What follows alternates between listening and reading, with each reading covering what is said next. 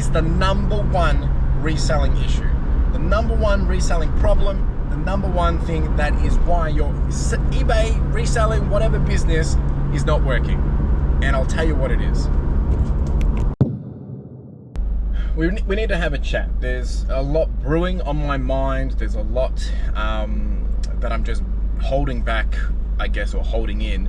And I really want to talk about it. And that's what this video is literally about, is me just kind of, whether it's events or me just getting it off my chest. Is it directed at anyone? Probably not. It's probably more so just me needing to get it out. But I think there's some valid points here, or valid themes, which, you know, need to come out of, need to be surfaced and need to get out of just in my headspace. So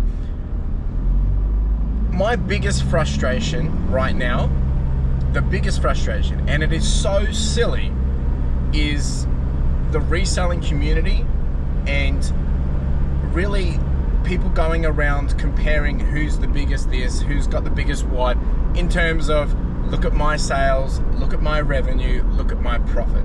I mean, obviously these are the key characteristics of a reselling business. Obviously the item that you purchase, the item that you how much did you pay for that item? And then obviously the amount of profit you've been able to make on that item. The big flips, the small wins, the big wins. I paid $1 for this, sold it for 180 bucks. Look at all that profit, right? That absolutely annoys the crap out of me. Even though I do it myself, the reason why it annoys me so much is because, yeah, it's just an adrenaline shot, dopamine shot. It does not give you any essence or sustenance. It does not give you any essence or any indication of actually how good you are at flipping, reselling, or actually building a business, right?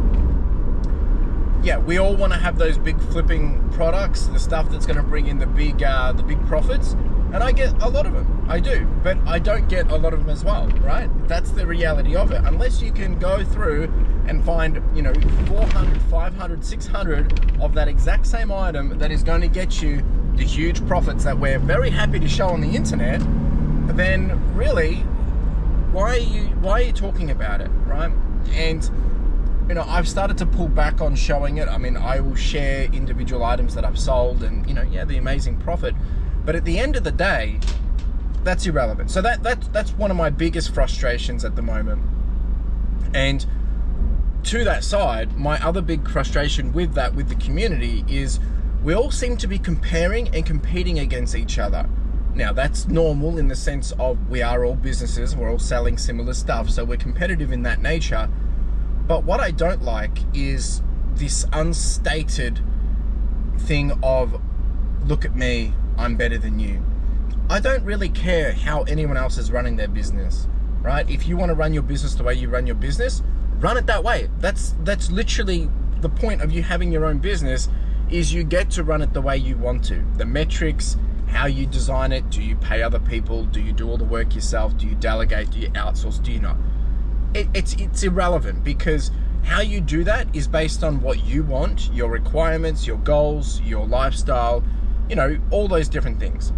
The thing that frustrates me is, I don't know why it does frustrate me, but it just seems so pathetic when I have individuals who are comparing themselves as a part-timer, who are just doing this literally as a side hustle, and comparing it to me trying to build a business that I hope will continue to expand into something that will be beyond 10, 20 years in existence.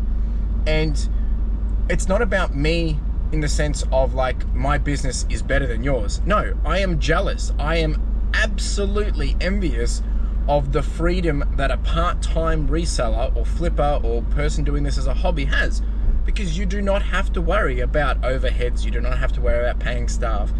But the reality is, let's take reselling out of this perspective. Let's take reselling not even in the conversation. Let's bring up a normal conversation about any single business. That's normal. Any business operating has overheads, has staff to pay, unless you are a solopreneur, right? Unless you are running as an individual sole trader and that's your intention for the rest of your days, then you don't have to worry about it, because you have very, very low overheads. You have no worries when it comes to being able to profit, unless you have a really bad, business. So when we start saying that, reselling, if you're trying to do it full time, it doesn't make sense. It's very hard work. Yeah, it is very hard work.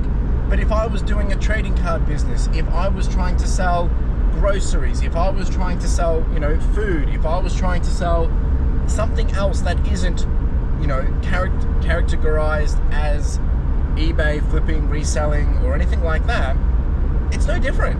It is no different. You end up buying something that you're able to replenish, that you're able to quickly purchase, process, sell, make a profit, move on.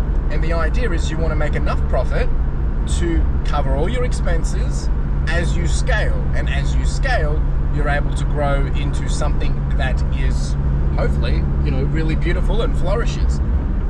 Now, the other thing that I want to bring up here, my other biggest frustration, is the number one reselling issue. The number one reselling problem, the number one thing that is why your eBay, reselling, whatever business is not working. And I'll tell you what it is. It's you. You are the biggest problem. And what I mean by that is we get so stuck on ourselves. We get so stuck in our heads. We get so stuck on being the reason why we're not able to actually get ahead, right? And if this comes down to mindset, it comes down to bad habits, it comes down to overthinking things, so many different things, right? But when it comes to you need to get over yourself. You need to realize that what you're doing is bigger than yourself, right? And when you hesitate to take action, when you hesitate to get out of your boxed mindset, when you hesitate to be stuck in the comforts of this idea that this is the only way that's going to work, therefore you have to do it this way, you will never grow, right? And when we bring in the vanity metrics of revenue, sales volume, and profit, I talk about this all the time. I talk about all my revenue, I talk about all my profit, and I talk about all my sales, right? The reason why is because they're the key characteristics of my business. Revenue enables me to make a profit. The volume of sales enables me to make a profit. Of course, the key component of this is obviously the costs. So the reality is, those numbers, vanity or not, they exist in any business. And when we get so stuck on those numbers as a fist fighting mechanism of like, we're talking 2 minute revenue, we're talking profits, who cares? Who cares if my profits are less than yours, or if my revenue is bigger than yours, or your revenue is bigger than mine, or whatever? It doesn't matter. At the end of the day, what matters is you, and are you happy with what you're doing? If you're not happy with what you're doing, change it. Make a change. If you're not happy with your business and it's not growing, you need to find what are the issues. And most of the time, they're going to be you. And what I mean by that is all that thing of like you saying, I don't have enough time, or I'm not able to find enough product, or I can't make this work, or, it's impossible to sell on eBay, I don't have enough this, or I haven't been able to figure that out. No kidding, like it's tough. But they're all excuses, right? If something isn't working, problem solve it. The one thing that is actually going to fix your reselling business, but any business you operate, or anything that you do in life, is problem solving. When you don't know how to do something and it's not working, you have to figure out how to do it. That's the only thing you have to do, right? So for me building my business the way I'm building it, I have come up with so many challenges, and I've had so many people tell me, it's like, you can't do it, it's not feasible. No, when people tell me they can't do it, it's because they haven't been able to do it, right? Just because you can't do it, just because someone else can't do it, doesn't mean I can't do it. Doesn't mean someone else can't do it. So the key factor here is you and how you problem solve. If you're not able to get enough stock, what are you doing about solving that problem? Who are you talking to? Who are you reaching out to? What opportunities, what different leads are you following to actually get more stock? If you're not able to list more, if you're not able to photo more, How are you solving that problem? I mean, you can make up all the excuses. You can say that, oh, eBay's, screwing me over, they're too expensive with fees. The fees are irrelevant. Those fees are going to exist whether you go to any other platform. Maybe not as high, but maybe if you go off platform and you have to run your own business yourself, there is still going to be costs on bringing customers to your platform, which is kind of embedded in the fees that eBay are charging us. I'm very frustrated with it. So I'm just going to calm down. As you can see, I've been building this up for a long time, okay? So my points are this, right? Number one is you need to shift the blame inward. Stop blaming all the things that aren't going right, that aren't working on external factors. Yes, there are external factors. There are things that are out of our control. But there's 80% of the things that we are responsible for, accountable for, and we need to take action on. We need to take control of it. We need to fix those issues and accept that we have the personal responsibility. That's number one. Number two is mindset is everything. If you want to be successful, that's what you've portrayed in your mind based on other people's opinions or what you perceive as success. The beauty is you get to define what that success is. Now, when it comes to that mindset on how you perceive all that and how you take all that in is going to be, personal, and it's going to be opinionated. But what you do need to do, if you want to be successful in general terms, you need to continue to self-reflect and figure out, are you doing better than what you were doing before over a period of time? If you're doing that, then you're making great progress. And that in itself is successful progression, okay? The next thing then is if it's not working, if you're not moving the needle in the right direction, what adjustments are you making to help you find the next big thing or the next movement of the needle in the right direction? The next one is, which kind of leads on from that, is actionable steps. So there's something not working, that there's issues, so what are you doing about it? What are simple but effective things that you can do today to streamline your processes, your ability to execute and remove all the friction points? That's as simple as it is. If it was easy, what would it look like? And that's how you problem solve, by the way. If it was easy, what would it look like? And then the final point that I want to bring up here is number 4, which kind of encompassing everything that I've just been talking about, is change, right? If we continue to always do what we've always done, we'll always get what we've always gotten.